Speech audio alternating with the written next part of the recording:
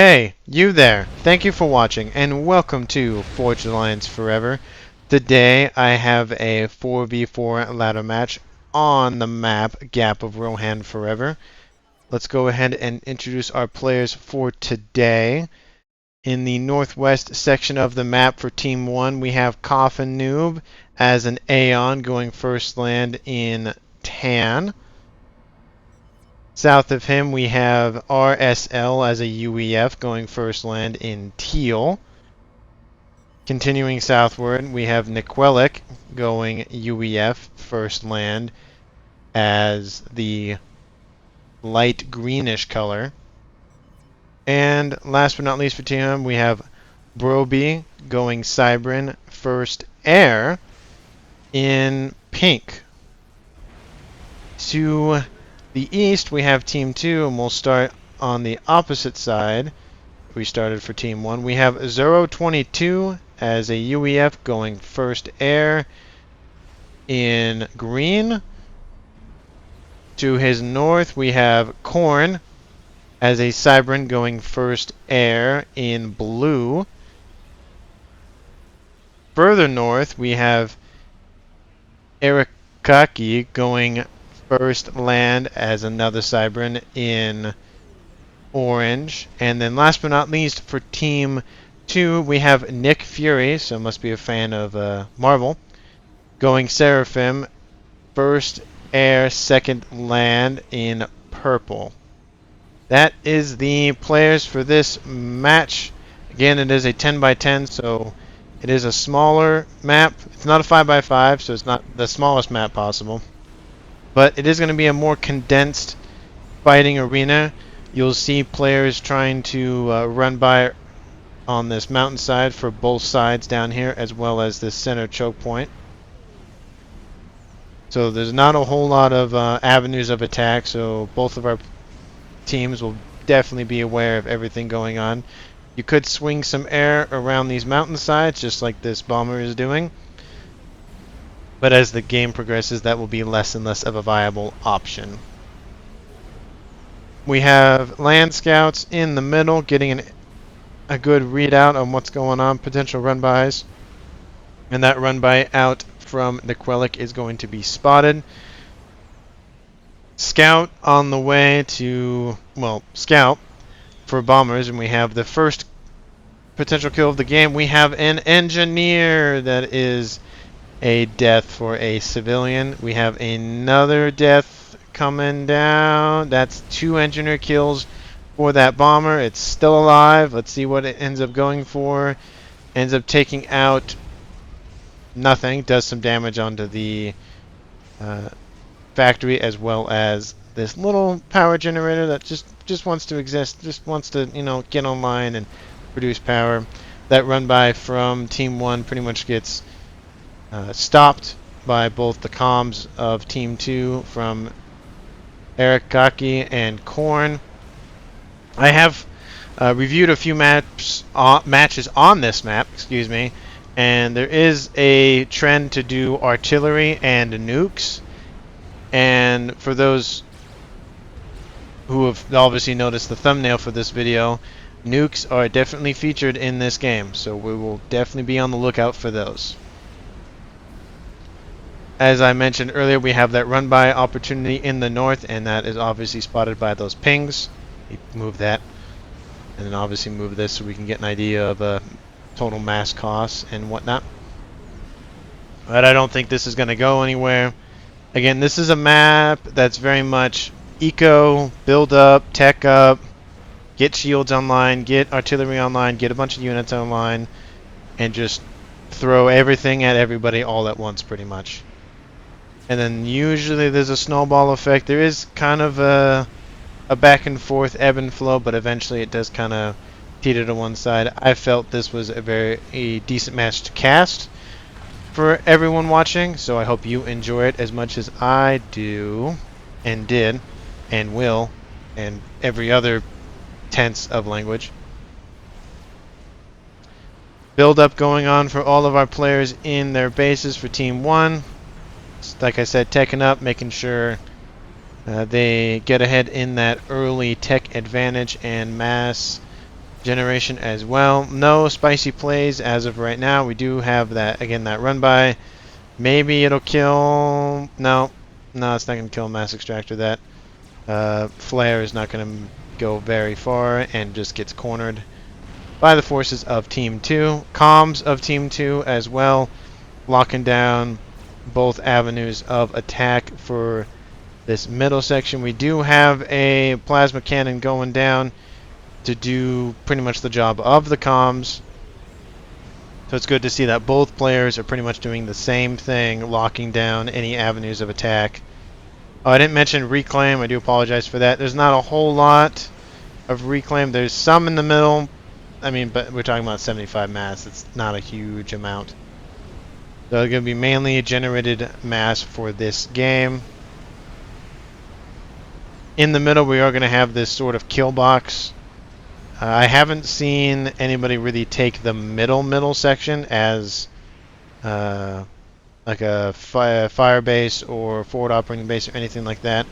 It's mainly taking this kind of edge approach of forming a kill box, which is pretty much just a zone to just kill a bunch of enemies in with taking minimal losses, and having the enemy walk in versus you try to take it and hold it.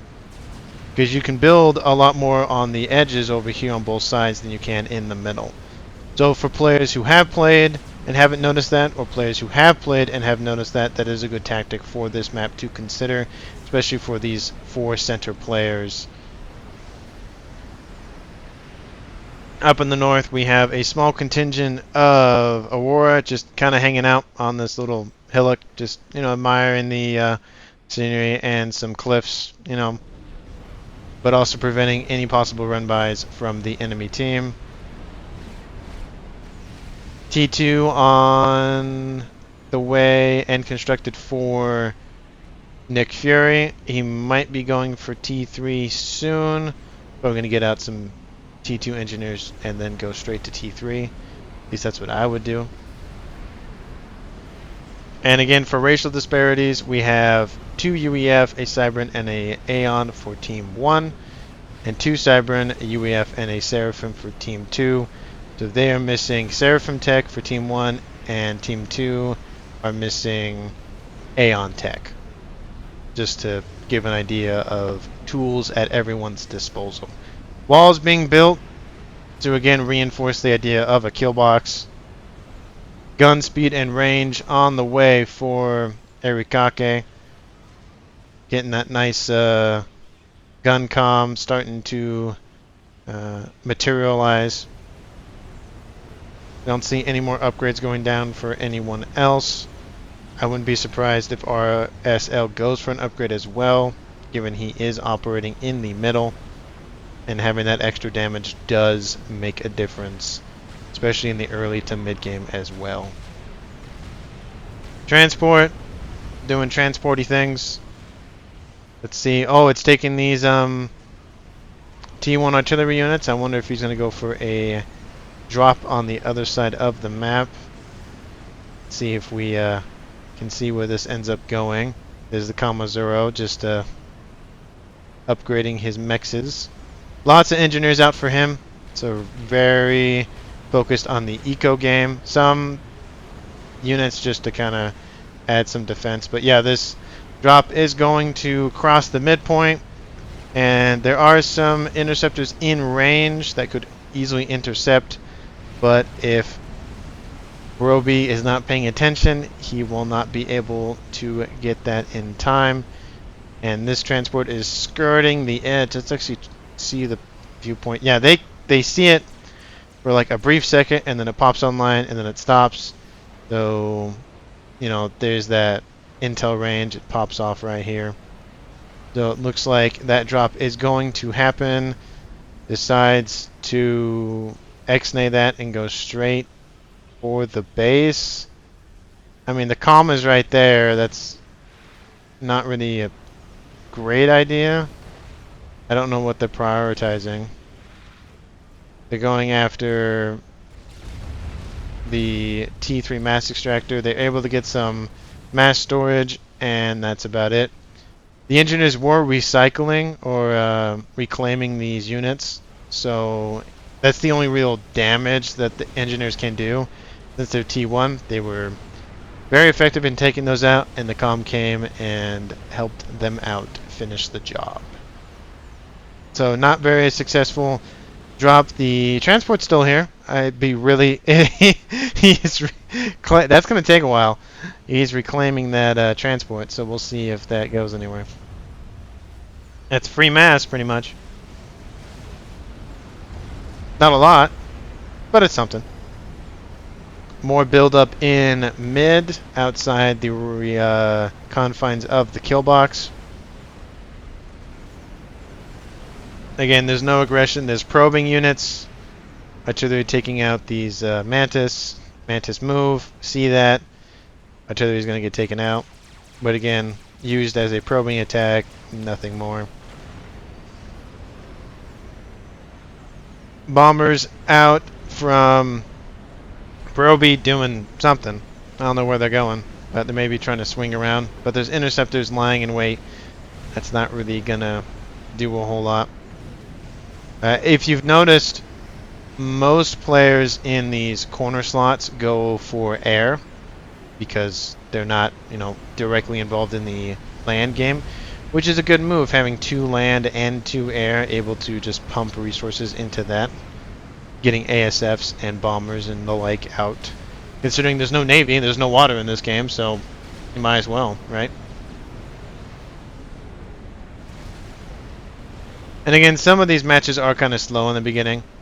So during these times, I like to point out map strategies or tech strategies or anything to keep you guys entertained and understanding, oh yeah, that would be a good move to play. Or, oh, if I was that player, that's what I would do. I like to make sure that myself, as well as everyone watching, at least has somewhat of an understanding, because I can't see everything, and you guys can pause the video whenever you want and go back. When I record, I can't do that, of course. So I just like to at least point out the things that I see and say, hey, he should be doing this. But again, I'm a caster, so I know what's going on at all times, pretty much. And I have full vision, full intel, full everything. So, almost having 20/20 vision at this point. It's easy for me to say what they could have done in their position.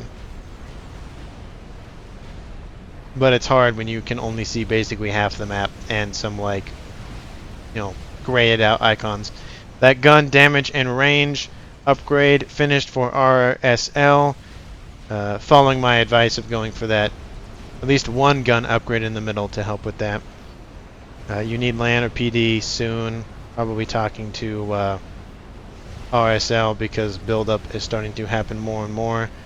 Do we have T3 air for anybody on team 2? No, but it is underway for Nick Fury, and it is not close to Zoro. We have T2 air, so at least that's underway for him down in the south for Broby. And for the north, we do have T3 air, so the first player to get T3 air is on team 1. Getting those ASFs and T3 engineers to start ramping up that production. We are at the 13-minute mark. That's a pretty good speed for that. We are getting a gun speed and damage upgrade for Broby, but he's in the back. I don't really see that being an issue. I mean, you do have land spam coming, so I mean that could be why he's getting it, but I don't know. I feel like you could just build units and that would do the same thing, but Also, I'd also back off these engineers because you obviously know they're inbound, so kind of a waste of build power just to let your build power die for no reason. We do have some explosions going down. Looks like I'm assuming RSL controlled Cade those and is going for the mass reclaim. Yep, that's what he's doing. Getting up a anti-air flak artillery T2, starting to lock down this northwestern section of the map for them. I wouldn't be surprised to see SAMs lining both sides of the mountains just to deter any air forces from getting by. The land spam starting to be pushed back a little bit from the combined forces of Niquillic and Broby. There are some T2 tanks in here, so more hit points, more damage, and Broby comes in to start dealing with that with his gun comm. So, I mean, not a bad choice. Again, he could have reacted a little bit faster, I feel like, but at the end of the day, he is going to dissuade more incoming units from attacking him. Movement from the comm on the ridge for RSL. That's a very interesting play. He's doing a cliff build in the opposite direction and getting a wall segment up, trying to force units into an even tighter kill box, which is good for focusing fire down as well for AoE weapons like comm shots, as well as T2 artillery, as well as a whole bunch of other things. T3 has been completed for Team 2 in terms of air, so both teams now have T3 air, and they are both in the northern section. So I guess that's the main air slot, and this could be like a secondary air slot. Mass interceptors coming in to lock out the air, I'm assuming, for bombers or anything, and this is upgrading to T3. So we are going to get 2 players with T3 air as well. So this kind of air lock is kind of useless almost. A lot of forces diverted to help with this push, and that emboldens Team 2 in the form of Erikake to move forward and try to seize some territory and deal some damage. T2 mobile missile launchers attacking the likes of these T1 forces, but it looks like Erikake has said, nah, I don't need T2 units, I'm going to go straight to T3. And in a game like this where not a lot of action's going on, this is a smart play, because you funnel all of those resources into something that's going to pay out more dividends than being thrown on one side of the map or the other. Good to see communication going down between the likes of Team 1, making sure that everyone's aware of, like, oh look, there's T3 units. Should be aware of that. Also, to point out, RSL also has T3 units and some T2 units. So being aware of that, as well as having a counter for that, or at least being prepared for it. At least we have some Cougars, some T3 anti-air also being produced. There aren't any bricks yet for Team 2 in the form of Cybran units. I wouldn't be surprised if we see them at some point, but Loyalists are cheaper than them, and they do provide an AoE EMP when they are killed. Production going down. I do like the design of the T3 land HQ for, by the way, there are some bricks being produced in the back line. Like it's like claws, or like a crab. It's like an upside down, it's almost like an upside down crab, which goes very well with the megalith. So like these are the legs and whatnot. I do think it's a really cool design. Then that's the most like very visual, like, yeah, that is definitely the T3 HQ. At least for the air. Land on the mountainside down in the south starting to favor Team 1, starting to see that pushback. This choke point right here is not very great for unit sight lines and all that, because most of these shots are just hitting the walls, and you can only really hit from these angles right here. We do have a fight in the middle. All those loyalists decide to say hi and start taking out the forces of Team 1. Looks like Team 2 has the advantage in terms of T3 units, and these Titans are just getting focused down, and these loyalists are starting to turn the tide and force everyone back. Decent sized reclaim pile in the northwest section, and I would assume that Erikake will try to hold that and bring in engineers to come support, as well as bring in some more loyalists to come and invade the likes of Team 1. We do have combined units out from Niquillic and RSL. I would like to see Niquilic kind of give units over to RSL just because he is focusing on the main front line. But he does need to keep moving his units down here because this run by could be dangerous as time goes on. But this wall, again, preventing the units from escaping, from retreating as effectively. So it's good to see that they are doing that as well. You can see the move order is starting to constantly shift because of that. And here comes some Titans to come reinforce as well. So large mass fields starting to develop here on the western side. Not great for Team 2 because they have to go get the mass. We have a T3 Ravager in the back line as well as T2 PD. So more damage and long range being able to take out these T3 units. But there are T3 units with the distraction going down in the southern section of the western side, moving in to try and take advantage and move up northward.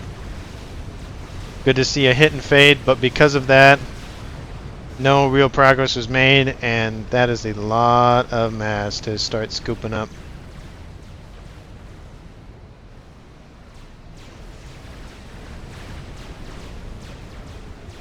We have some T1 Aurors trying to hold off this one Loyalist. And we do get a T1 PD online, and is the Loyalist going to primary it? It is not.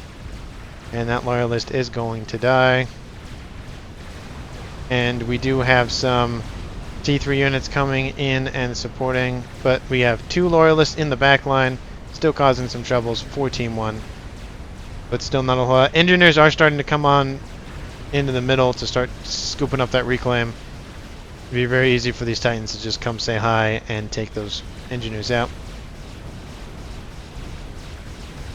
Ooh, took out a shield generator. I don't really know if that was super important. And it looks like the Loyalist is still alive, surprisingly. And nope, still got hit points. Still got 20 hit points. And the Percival, not the comm, just goes, yeah, no. Anything spicy going on? Ooh, what is this? We have a missile launcher for Team 1. Look at that. I like how it's called Stone Ager. It's like bringing you to the Stone Age when it lands. That's just been completed, so we'll see how that progresses. Do we have any else going on for Team 1? In the north, no. Air grid starting to be expanded. What about for his opponent? Same power generators, but not a whole lot. Mass producing land units, but that's about it.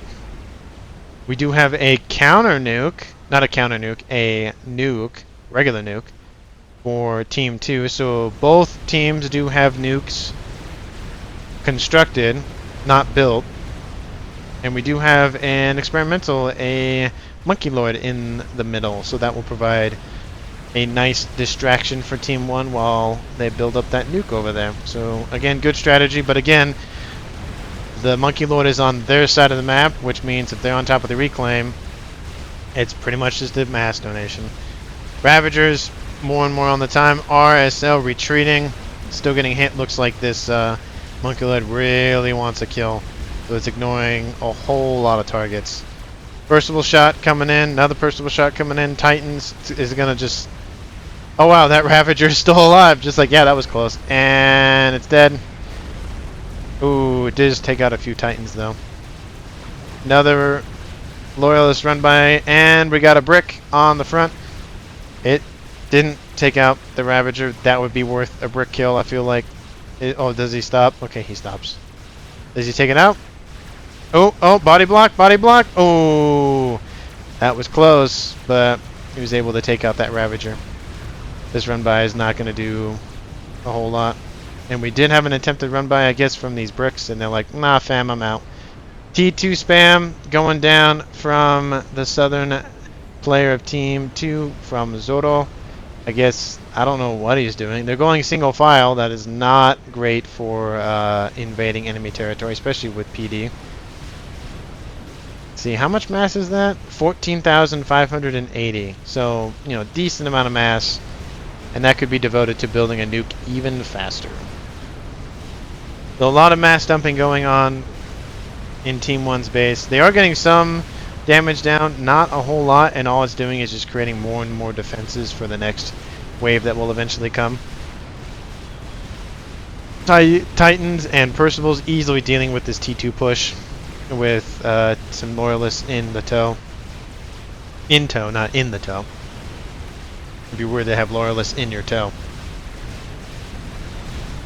And again, like I said, that push, I mean, it's going to get some of the defenses down, but it's not going to amount to a whole lot. And RSL is able to get some veterancy and rep up his comm nice and strong.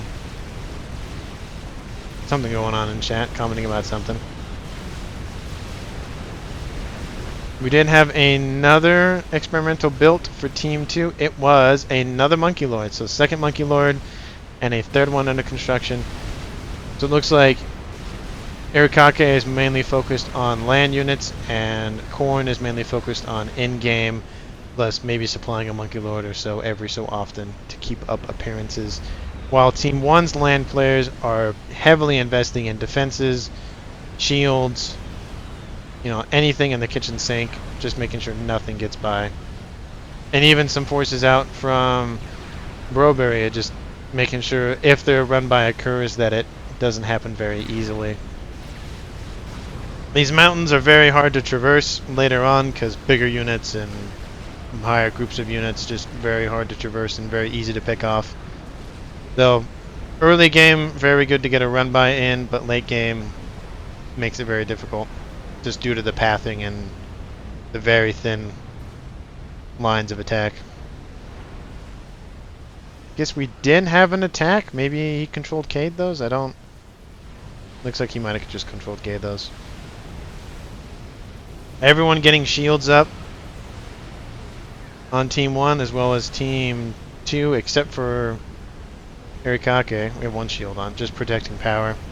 He's built another experimental, that Monkey Lord I mentioned earlier, so that's been 3 Monkey Lords, 3 experimentals, excuse me, for Team 2, and nothing on Team 1.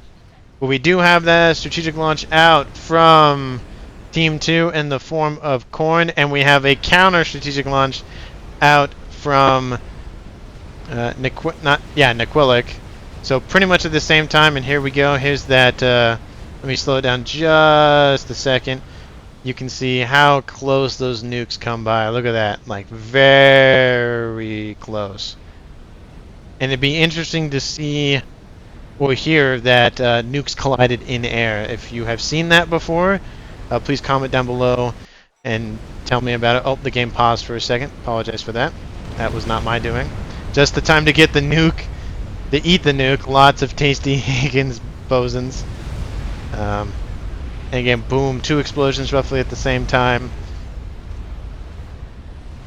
Upgrades going down for the comma RSL. And to everybody, love birds nuking each other. Yeah, roughly at the same time too. I'd say about maybe what, 5-10 second difference. The nuke out from Korn was over the middle of the land where Team 1. But yeah, very, like, look at that, very close. Both bases completely wiped out. Core mass gone. Looks like more of the structures out for Korn were pretty much further ahead, while Nequillic, I mean, he had factories, so both players electing to... Oh, no, there are no factories over here. So yeah, so he completely demolished the factory capabilities, but he does have hives, so not a total loss for Team 2, at least for Korn. Another Monkey Lord. That is the 4th Monkey Lord built, and we have a nice little arrangement of a bunch of Arikake's forces surrounding this Soul Lobo out from Zoro, making sure he is the high value target. He is the one we are to protect. And a pillar is sitting next to him just to make it a point. So that's it. No nukes for now, because both the nuke launchers have been taken out. Neither of them electing to go for any SMD. I mean, I did notice that an SMD was under construction for Nequillic, but had he had it online and built, that probably would have been pretty close to game, because no one else would have had a anti-nuke online. And had he built another nuke fast enough, it could have wiped everyone else out. But they're not electing to build SMD because both the nukes are gone for both players, so it doesn't really matter now. But I guess Zero is making a point to, yeah, just in case. Big push out from Team 2, running into some walls, and these Monkey Lords are very upset. Like, they are in our way. they gotta go. Also allowing the T2 units and main ground forces to move past. They didn't want to be funneled into this very thin line, able to spread out that attack lines, battle lines more effectively. T1 bombers going out, gonna be taken out by the AA of the Monkey Lords though. One Monkey Lord already down in the yellow, sub 30,000 hit points. Forces out from Broberry did nothing, just fed veterancy to both all of the units down here. We do have a restorer, anti-air gunship, as well as obviously a regular gunship. We'd like to see him primarying the dead Monkey Lord, but the Ravagers are doing that, so not the end of the world. And one goes down, so we got one mass dump for not a whole lot of damage. ASF's tangling in mid, and that's a terrible turn for Nick Fury, and it looks like that's going to be air control for Team 1. The second Monkey Lord is almost dead, about half dead, half alive, take your pick. But they are doing some economic damage out to Team 1. Ooh, oh, that's a good target. That's all these mass fabs. That's a huge volatile array. And he notices it and doesn't elect to attack it for some reason. This other Monkey Lord's going for Nuquilic's base, where the nuke was landed. No defenses in the area, so good move there. Oh, and then it does take it out. Okay, so huge economic damage going down on Team 1's base. A counter Monkey Lord is built and will be able to take care of that Monkey Lord perfectly fine. Oh, this array of fusion reactors is not great for a Monkey Lord. And he reps up. And no anti-air, so these gunships have full range, besides obviously the Monkey Lord. That Monkey Lord does go down. What the heck? What happened there? Answers in the comments what happened there, why the Monkey Lord of Arakake was able to beat the fresh Monkey Lord of Broberry. That's a huge disaster for Broberry and his base. But I would primary, if I was the Monkey Lord, primary the mass extractors. The mass storage isn't really that important. Ooh, that's very bad. But the Monkey Lord does get taken out on the northern section. So 2 Monkey Lords down, and the air grid is up in smoke. So pretty much Broberry is pretty much knocked out. Almost his entire base is gone. So even though they had that air advantage, that might not last very long. There is the air base obviously in the northwest, but with a huge Monkey Lord play push with some additional units in tow, pretty much 2 players have almost been completely knocked out. Base is irrevocably damaged. Ooh, that's not great for Team 1. But good play for Team 2, and their bases are perfectly fine. But I'd say that push was definitely worth it. I mean, yeah, you dumped 3 experimentals onto the field, but I mean, look at all that damage. There's like nothing left. A couple SAMs, a couple fusion reactors, which should have been taken out. But anyway. We have a Fat Boy under construction for RSL, having some power problems. And we have an Emissary under construction for Coffin Noob. Haven't seen a whole lot out of him this game. Does have an SMD. Don't need it, because no one else is going to build nukes. At least not at this stage.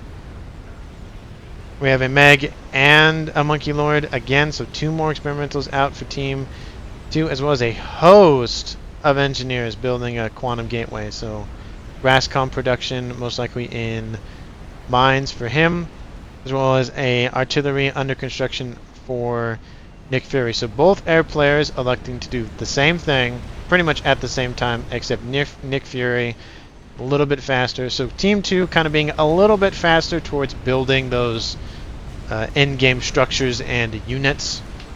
As we saw, obviously the nuke was completed first, most likely for Corn, and was launched first, so definitely shows that he most likely devoted more resources to that earlier on. Stealth going down for Arakake. We have not a whole lot going on. We do have some push going down in the south, but it looks like the Rascom has it pretty much handled. Ravagers, T1 PD, T2 PD. Vignette's going to get overrun a little bit. We have a Billy nuke. That most likely came from the comm of a UEF player, of course. Don't know where the comm is. I don't think it came from... I didn't come from that. Anyway, we do have a push. Maybe... Well, that's a... anyway. We have a Megalith and a Monkey Lord sieging the base of Team 1. This is just free damage. All the... they just don't have the... A lot of them don't have the mass to just mass produce everything because everything was being taken out. They have to constantly rebuild. Yeah, I don't see... Weird. Anyway. Air Scouts coming in to see what's what. Making sure that Team 1 isn't doing anything weirdly. We have some sharing of tech in the corner, probably helping out with build power as well. Oh, Ravagers going down. That Meg is taking a bunch of hits. Where'd that Monkey Lord go? Oh, it went that way. Okay. Nice little distraction taken out. Decent amount of the PD for Team 1. And decides to turn around. I mean, you could have easily pushed and gotten the rest of these. I know he doesn't want to mass dump it, which is fair. And also the Ravagers are focused on the wrong thing. I mean, anti-air is good to take out, but you have a Megalith. It's going to do a lot more damage. And you have T2 artillery just literally in the kill box where you're supposed to, you know, kill things. So, not looking good for Team 1. All of those shots going into that Megalith and shredding those hit points. Almost sub 40,000. So, already down more than half his hit points. And Billy Nuke out. Let's see. Oh, it did come from the comm of RSL. So, obviously, definitely a UEF comm because they're the only ones that can do that. So, that's going to hurt. I mean, it a little bit. Drops it below 30k. So, I'd say that's about 10,000 damage roughly on that Billy Nuke. Answers down in the comments if you have an exact number. I think it's about 10,000, but it could be like 12. I wasn't exactly 100% paying attention to the numbers at the time. Monkey Lord coming in to support the Megalith's retreat, taking out any following units, Percival's, T1 artillery. Getting up a shield, very good move there, especially with that Billy Nuke coming in and taking pot shots at the kill box units, the ones in the kill box. Nothing really going down in the south. Monkey Lord moved up, probably moved up a little too far, and got killed for it. But that is closer to Team 2's front line than it is to Team 1, so they'll be able to hopefully suck that mass back up and turn it into more bots of mass destruction. Artillery is now done for Team 2. Havatham, again, I still comment that it looks obviously the weirdest due to the fact that it's kind of like a broken-ish design. It does look cool though, don't mind you. Like, I love the experimental bomber from the Seraphim. Just some of their structures and units just obviously look different, and that's the point.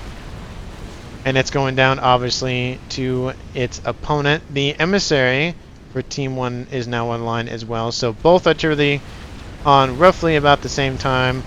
So shots are going to traverse the battlefield for both sides. That Fat Boy does finish and will help dissuade any further land aggression, at least for the time being. These T2 artillery will counter this Fat Boy if they are able to primary it and if the Fat Boy doesn't move. So you can even see the shots going into Fat Boy shields as we speak. And now that shield is definitely getting primaried, so we'll see if that Fat Boy stays online. I bet it will, maybe, but just barely. But it is super weak underneath that shield, so it's gonna, yeah. Yeah, it's definitely looking in that fat part. Look at all those shots from that anti-air units. Look at them all. Just missiles, just whop. Getting no scouting down. Another Billy Nuke. So Billy Nuke being used en masse in the kill box. Getting a bunch of value out of that. Where is the comm? I did see him a minute ago, and then he disappeared. There he is. He's 4-star. He's killed almost 9,000 mass. So the Billy Nuke is definitely paying off. No more aggression in the south, and we haven't seen any aggression in the north on the line game for a long time now. Which begs the question, what are they doing back here? RAS, comm, spam. We have a satellite online, an OVAX. We'll see, is that traversing the map currently? It is over here, probably going after it. I mean, all of this is open, just season down here. The shields are getting online, so it's a perfect time to start taking out mass for Team 2. Another Billy Nuke out from RSL. We have another artillery from Team 2, almost finished too, so there'll be 2 artillery emplacements. Obviously that megalith's repping up hit points. Another megalith under construction. Artillery still doing its thing. The artillery of Team 1 going into the mass extractors and mass fabricators over here. And unfortunately for Team 1, the Team 2's artillery is focused on the air grid. And so that actually might be more of a better play, because if you're able to take out the air grid, can't produce air units, can't, you know, don't have any SF to take out any strat bombers or any of the like. But the artillery for Team 1 is about half done, so that'll be their second one. But they are a little late to the numbers game, because Team 2 now has a second one going for a third one. So lots of resources putting into the artillery. Oh, and I missed it. They're having another artillery. So 4, possibly 4 artillery emplacements going down for Team 2, while Team 1 only has 1.5. Granted, they don't have 4 yet, but they will have 4 versus their possible 2. Team 1's probably thinking we need more artillery, and I wouldn't be surprised if we see more of that soon. 2 Fat Boys. I would like to see resources devoted just to 1. I guess they are 2 different players, so that's fair. But you could combine forces and build one quicker. If you get critical mass of Fat Boys, it won't matter. That T3 artillery will not hit them. Is that going... Where's that? Okay, it's coming from emplacements. I thought the T3 artillery was focused on it. Like, that does not do that much damage. Run by around the edge, as well as some Rambo comms, excuse me. So more damage and shields on those as well. So good offensive units. And Team 1 does not have the defenses to be able to hold this, especially with the rest of the reinforcements for Team 2 coming in tow. And that artillery is focused on the artillery emplacements of Team 1. Shields popping in and out. We have hives. We have engineers focused on just pumping out as much mass as possible to those artillery emplacements. This third one is almost done. Getting more power to assist that. And that one's half done. So I'd say about 5 minutes and both of those should be online. But most of the action right now is going down in this southern section with this RASCOM push with shields and tanks and anti-air. Good complement of units, and these RASCOMs, although a little beefy, cannot withstand the firepower of that magnitude. And they are just going to mow through Team 1, especially with that satellite being like, we're going to focus the RASCOMs down, which is a very smart move. Yeah, look at that, just mowing down everything in its path. Team 1 doesn't have any experimentals. Team 1 doesn't, I mean, they have them up here. But another Billy Nuke going down, that's going to miss. We have a Meg online. Now we have 2 Megs. And I think that's it for experimentals. I don't see any more under construction or on the way. Team 1 is pretty much, we'll just wait for Team 2 to attack. And Team 2 is like, that's fine. We won't attack you then and focus on doing other things. And because of that, they're able to devote resources to like the artillery game and to taking a back route into the enemy base and just wrecking shop. We do have a monkey lord online that will help dissuade these incoming forces, but look at how many, just look at the time it takes to take out one Rambocom, and those hit points on that monkey lord are just being shredded. It got one, so one monkey lord so far. The hives are not going to be able to assist that effectively against the fire power of that magnitude. Two of them get taken out, so I mean, he did get a rank in vet, and the hives are starting to make a difference. Let's see if he gets another kill. Will that give him another rank? No, it's close. They took out all of those shields, all of those hives, and because of that, the monkey lord goes down. Note to self: don't put mass fabricators next to your hives. They might make them more effective, but if one goes, a couple of those fabricators go down, all those hives are dead. More Billy nukes in the middle. I told you there'd be a lot of nukes in this cast, but not necessarily the big giant nukes or the mega nukes from the Seraphim experimental nuke facility. Shields are now down for the artillery. One shot comes in, almost kills a power generator. Another shot comes in, takes out the power generator, takes out the first artillery. The second one was able to come online. One more hit from any of those shots, and it's going to take out the last artillery. That's a miss. Ooh, another power goes down, and 500 hit points, and it's down. Look at all that fire raining from the eastern side of the map. So they were able to finish 2 artillery, and I guess the second one is, yeah, so 4 artillery. This is only pretty much going to go one way. And unless Team 1 has just a million nukes in tow, they're distracted with this push out from the south. Taking out, again, I feel bad because Broberry just gets a bunch of the hits this game. Just base after base just gets annihilated. That's the name of the game, though, unfortunately. And pretty much all of those Rambocoms are taken out, which allows for this push out from the med to take place. And even though you got a bunch of gunships, that anti-air is very deadly and just shield creeping all day. They're not out of it just yet, but it is starting to veer in one direction. They did have another artillery installation under construction, but it died. It gone. So that's not going to last very long. There are some shots that are like off the map. You can see over here. Laser from the sky beaming down on these fat boys. They should just send the fat boys forward and see what they can get done. But all of that plasma raining from the sky, it won't take that much longer. Oh, another Billy nuke going down, taking out some of the shield strength as well as probably some engineers. Megalith getting primaried by those Ravagers. Would like to see even more Ravagers, of course, but they're just getting taken out more and more. Again, putting them under shields is very effective. And that Megalith goes, yeah, I'm good. Other Megalith starts to support. And it looks like Team 2 is just going to sit back and use the artillery to their advantage. I'm going to speed it up just 1.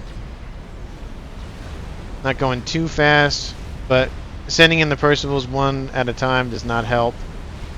This Megalith can easily sit back and just wreck shop. Artillery continue to rain on the main base of Team 1. And looks like Niquillic got hit by one of those artillery shells and is taken out of the game. Let me reduce it down since we have comms dying now. And again, this is a no-share game, so all of those units out from him are destroyed, which is very troubling for Team 1 because that was a huge backbone to their support in the middle. Mass RASCOM production of shields going down.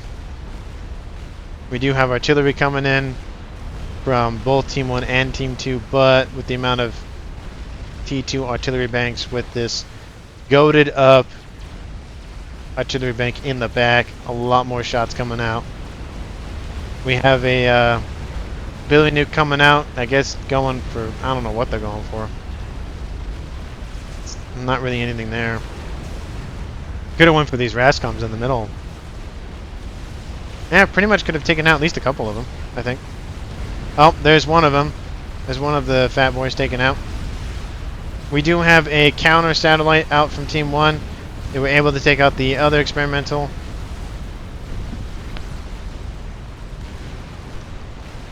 But that artillery is raining down.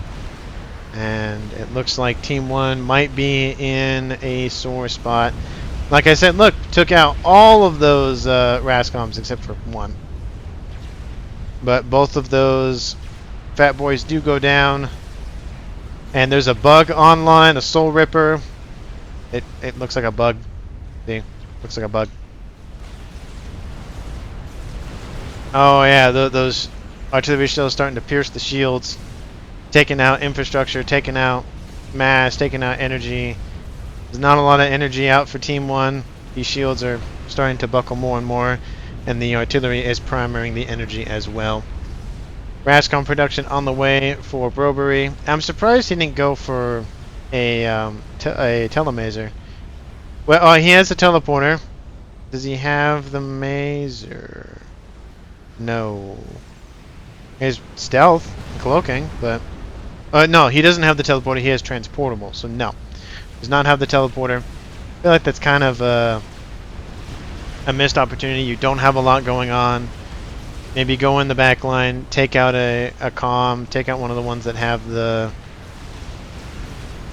artillery. That makes a big difference. Oh, that was a direct shot from those strat bombers with artillery, taking out the air player of Nequilic.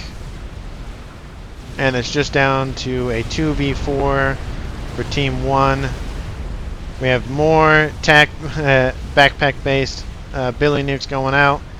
This bug is almost dead, and the RSL comm is taking a hit and does not look pretty for him. But they might be able to take that bug out, so that's some consolation.